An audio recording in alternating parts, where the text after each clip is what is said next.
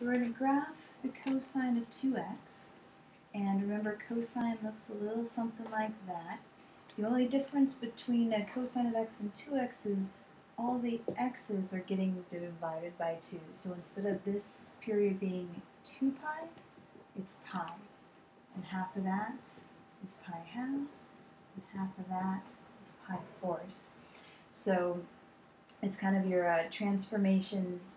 Every time it's grouped in with the x, it affects the x's, and every time it's grouped in, it does the opposite of what you'd expect. So instead of multiplying the x's by 2, you're dividing the x's by 2. Bless you.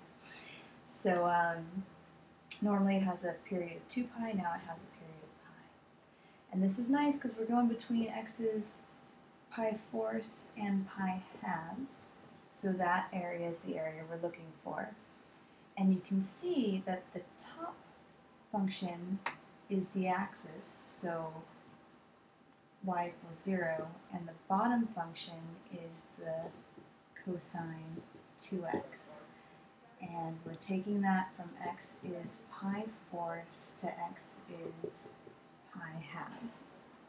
And now, to do this integral, I'm just going to rewrite it as negative, put the negative on the outside, and I've got this cosine of 2x.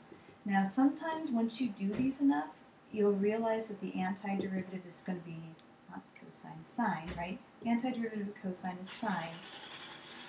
And when it's just a little constant there, you can divide by 2 to undo that. If you need a little u sub, you could do a u sub with u equals 2x, and du would be 2dx, and you'd end up with the same thing.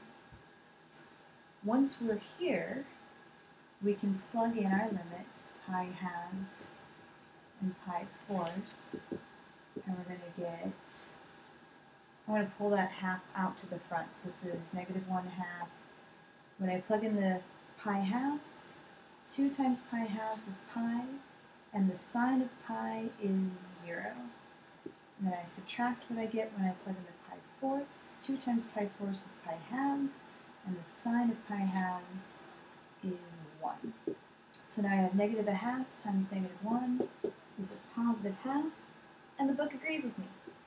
Excellent. That's that. Awesome.